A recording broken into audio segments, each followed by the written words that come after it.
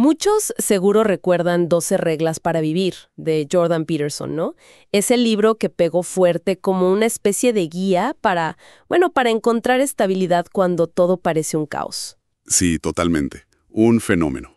Y hoy justamente queremos meternos con el que le sigue, más allá del orden, que si el primero era como un remedio para el exceso de caos, este parece que nos advierte del otro lado, ¿no? Del peligro de demasiado orden. Justamente. Es como la otra cara de la moneda. Más allá del orden, se mete con los riesgos de quedarse quieto, de la rigidez, de esa seguridad que a veces, pues, te ahoga, ¿no? Del control que no te deja crecer. O sea, no es tirar el orden por la borda. Para nada. Es entender por qué y, sobre todo, cuándo necesitamos mirar, bueno, más allá. Nuestra charla de hoy se basa justo en las ideas y también en las vivencias que Peterson comparte en este libro. Perfecto. Y la idea es hacer una exploración a fondo, ¿verdad? Ver cómo maneja ese equilibrio entre orden y caos, por qué insiste tanto en la responsabilidad de cada uno y dónde se supone que encontramos el sentido en medio de todo esto. Exacto. Para empezar, creo que es clave esa tensión, orden versus caos. Si 12 reglas era para ordenar el caos, ¿por qué ahora dice que hay que ir más allá de lo seguro, de lo conocido? Pues mira, Peterson lo ve así. El orden es como el mapa conocido, ¿sabes? El territorio explorado, lo predecible, las rutinas, las estructuras sociales donde sabemos cómo actuar y qué esperar. Nos da seguridad, claro. Ajá. Y el caos es, pues, todo lo contrario. Lo desconocido, lo inesperado, lo que te saca de tu centro. Genera ansiedad, obvio, pero ojo, también es la fuente de todo lo nuevo. La creatividad, la adaptación, todo viene de ahí. Carlos. Porque la tendencia natural es buscar el orden, ¿no? Evitar la incertidumbre del caos. Es una tendencia fuerte, sí, no hay duda. Pero Peterson dice que la vida con sentido, la vida de verdad, se vive justo en la frontera, con un pie firme en la seguridad del orden, ¿sí? Pero con el otro explorando activamente lo nuevo, lo desconocido. Como caminar en una cuerda floja. Ándale, algo así. Es en esa tensión donde te mantienes vital, aprendes, te adaptas, creas. Demasiado orden te paraliza, te vuelve obsoleto, y demasiado caos pues te deshace. El significado, dice él, aparece justo ahí, al caminar esa línea. Y esto no es pura teoría para él, por lo que cuenta en el libro. Está lleno de experiencias personales muy duras. Crudísimas. Primero, lo de su esposa Tammy, ¿no? Una enfermedad que casi la mata. Uf, sí. Una cosa rarísima, extremadamente rara. Ascitis quilosa, creo que se llama. Básicamente se le escapaba todo el líquido linfático al abdomen. Estuvo al borde de la muerte y la recuperación fue, bueno, casi un milagro, según cuenta. ¡Qué fuerte! Te cambia todo, me imagino. Imagínate, sacudió todo su mundo. Y casi pegado a eso, vino su propia crisis de salud, que fue, todavía más complicada. Una dependencia física muy severa a las benzodiazepinas. Medicamentos para la ansiedad, ¿no? Exacto. Intentó dejarlos de golpe y le dio una reacción neurológica espantosa, acaticia, creo. Una cosa terrible. ¿Y encima de eso? Encima, una neumonía doble que no le detectaron, terminó buscando tratamientos experimentales en Rusia, en coma inducido por semanas. Es brutal. Es casi imposible pensar que algo así no te cambie la perspectiva de todo. De la vida, del sufrimiento, de qué ideas realmente aguantan, ¿no? Él mismo lo dice, que ese nivel de sufrimiento fue como un filtro, una prueba de fuego. Solo las ideas que resistían eso, que daban algún sentido o fuerza frente a ese abismo, solo esas valían la pena quedarse y escribirse.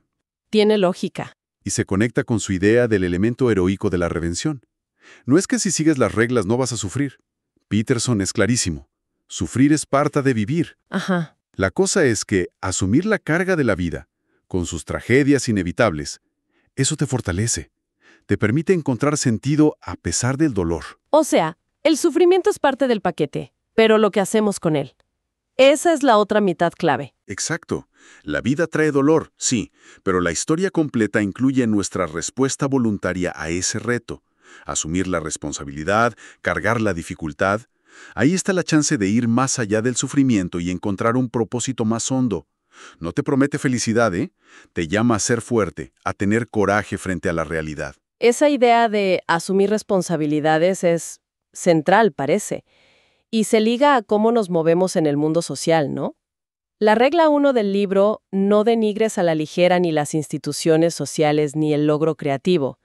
Suena un poco conservadora, quizás. Puede sonar así al principio. Pero él dice que la cordura misma es una especie de institución social, como no es algo interno de cada uno. Es una idea interesante, sí.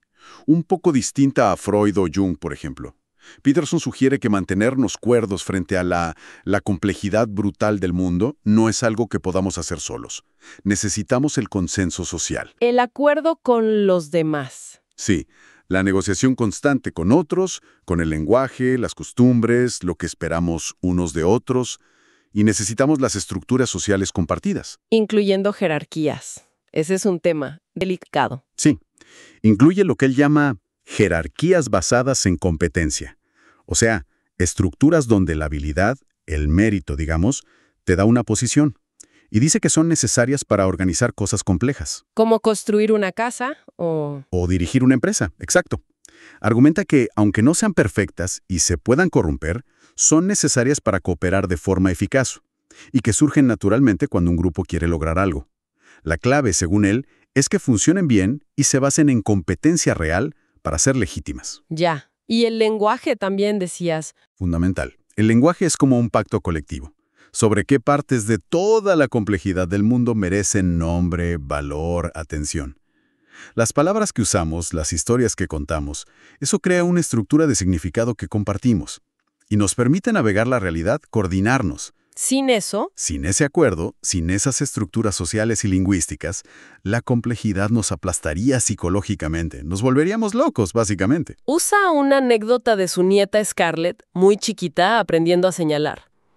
Que señala algo, busca la mirada del adulto. Sí, la recuerdo. Y si el adulto le hace caso, comparte el interés, se crea una conexión. ¿Es eso un ejemplo chiquito de cómo negociamos esa realidad compartida? De buscar que nos validen. Es una ilustración perfecta de ese proceso, sí. Señalar y buscar la mirada es un acto social básico. Es aprender a decir esto me importa y a entender esto le importa al otro. Es el inicio de entrar en esa estructura compartida de atención y significado. Competimos por la atención y que nos la den valida nuestra experiencia como parte de esa realidad acordada. Y esto, dice Peterson, viene de muy atrás, evolutivamente hablando, tiene que ver con sobrevivir y cooperar. Ok, entonces las instituciones, el consenso, nos dan un marco. Pero ¿cómo actuamos ahí de forma significativa? Ahí entra la regla 7. Al menos esfuérzate al máximo en una cosa y espera a ver qué pasa. Ajá. Usa la metáfora del carbón que se vuelve diamante con presión. Suena intenso. Quiere decir que elijamos algo y nos aferremos, aunque dudemos. No es arriesgado apostar todo a una carta. El riesgo está, claro. Pero Peterson dice que el riesgo de no comprometerse es peor. La falta de un compromiso claro, de una meta que organice lo que haces, eso te divide por dentro. Lo llama una casa dividida. La indecisión. La indecisión crónica, sí.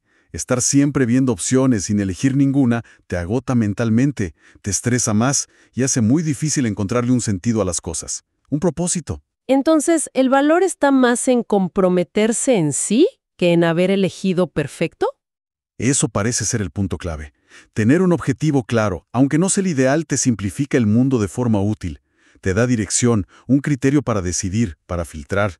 Y el proceso de comprometerse con una carrera, una relación, aprender algo, una causa, lo que sea, y asumir la responsabilidad que viene con eso es lo que te forma el carácter. Te hace resiliente, te ayuda a descubrir de qué eres capaz. Cuenta que lo veía en sus estudiantes, ¿no? Sí, y en clientes. Dice que le observaba mejoras muy claras en su bienestar, en cómo les iba, cuando decidían asumir más responsabilidades, aunque al principio les diera ansiedad. Lo que nos lleva directo a la regla 4, que parece un pilar de este libro. Advierte que la oportunidad se esconde donde se ha abdicado de la responsabilidad. O sea que el sentido profundo no está en buscar la felicidad directamente. Correcto. Peterson dice que la felicidad, si la piensas como estar contento todo el tiempo, es pasajera. Depende mucho de las circunstancias. En cambio, hay una fuente de emoción positiva más fiable, más sólida, que viene de perseguir una meta que vale la pena. El camino, no la meta. El camino con propósito, exacto. Y esa persecución, sí o sí, implica asumir responsabilidades, enfrentar problemas, hacer sacrificios. No es llegar, es el viaje con sentido, lo que te alimenta psicológicamente. Y lo contrasta con Peter Pan, ¿no? El niño que no quiere crecer. Sí, usa a Peter Pan como un símbolo, un arquetipo de ese rechazo a madurar, a asumir las cargas de ser adulto. Y su enemigo, Garfio, lo asocia a otro arquetipo, el rey tirano, que es el orden viejo, estancado, resentido. ¿Y la alternativa? La alternativa es el camino que simbolizan figuras como Abraham en la Biblia, dice él.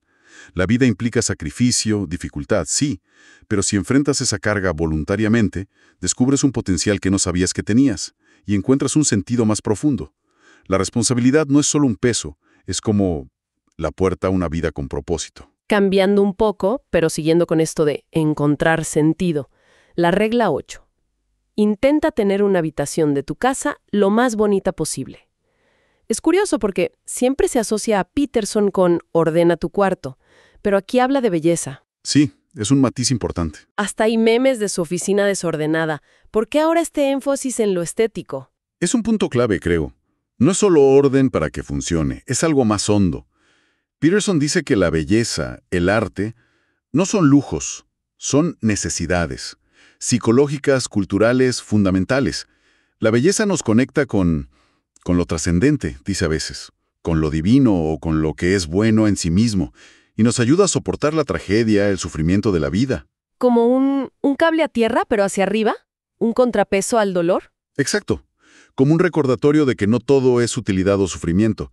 Cita a William Blake, el poeta, que decía que los artistas nos ayudan a recuperar esa percepción rica, detallada, casi de niño, que perdemos de adultos por estar enfocados en ser eficientes. Ajá. El arte es explorar. Te enseña a ver de nuevo, a fijarte en lo que de verdad importa. Crear un espacio bonito, aunque sea chiquito, es un acto de cultivar activamente esa conexión con lo que te inspira, te lleva. Ignorar la belleza es como empobrecernos por dentro. Y si la belleza nos guía a lo bueno, ¿qué hacemos con lo feo? ¿Con el dolor del pasado? Ahí entra la regla 9. Defiende que el horror de las experiencias pasadas se puede purgar a través de una exploración y reconsideración verbal voluntaria. Cuenta un caso clínico muy impactante sobre esto. Sí, el caso de un joven con convulsiones de noche, que no sabían por qué eran, y en terapia descubren que estaban ligadas a un recuerdo reprimido, una pelea muy violenta, muy traumática con un exnovio. Había como guardado esa experiencia en un cajón mental para no sentir el dolor. Y con solo hablar se arregla. Suena casi demasiado fácil para un trauma que causa síntomas físicos. Bueno, la clave está en cómo se hace. Exploración voluntaria y verbal. Peterson explica que los traumas que no resolviste funcionan como errores en tu mapa interno de la realidad. Son experiencias que no procesaste, no integraste. ¿Y te hacen tropezar? Exacto. Distorsionan cómo ves las cosas y te llevan a cometer los mismos errores o a tener síntomas que no entiendes de dónde vienen. Es como si ese recuerdo siguiera vivo en tu sistema nervioso pero fuera de tu control consciente. Como caer en el mismo pozo una y otra vez sin saber por qué está ahí. Justamente. Entonces, al enfrentar voluntariamente ese recuerdo doloroso, al ponerlo en palabras, al darle un lugar consciente en tu historia personal, estás actualizando ese mapa interno. Estás diciendo, ok, esto pasó, fue horrible, pero ahora lo entiendo y lo integro. Aunque duela. Curioso, deje de reaccionar como si la amenaza siguiera ahí. Libera a la persona del peso de ese pasado no procesado. Le permite seguir adelante con más claridad, con menos carga.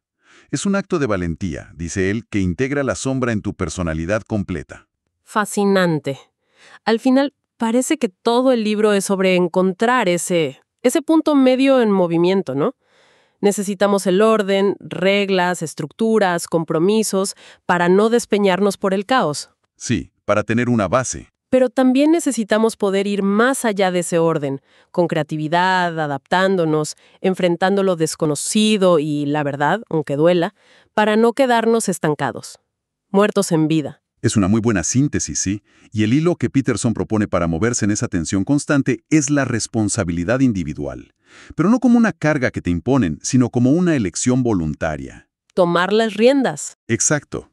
Asumir las cargas que te tocan en la vida, Buscar activamente el significado en vez de esperar la felicidad pasiva, comprometerte con la verdad o por lo menos no mentir a propósito, valorar la belleza como una brújula hacia lo bueno y comprometerte a fondo con algo que le dé sentido a tu esfuerzo. Es, en el fondo, un llamado a la acción personal, a darnos cuenta de que lo que elegimos cada uno tiene consecuencias reales, no solo para nosotros, sino para el mundo que ayudamos a crear. Efectivamente. Un llamado a tomarnos en serio nuestra propia vida y el impacto que tenemos, para bien o para mal, en la realidad que habitamos. Lo que nos deja pensando. Sí, como dice Peterson, nuestras elecciones convierten el potencial en realidad, ¿no? Y si esa realidad se teje decisión a decisión, ¿qué clase de mundo estamos eligiendo construir activamente o dejando que se construya porque no hacemos nada? Cada vez que le sacamos el cuerpo a una responsabilidad necesaria o evitamos una verdad incómoda solo porque es difícil o no nos conviene.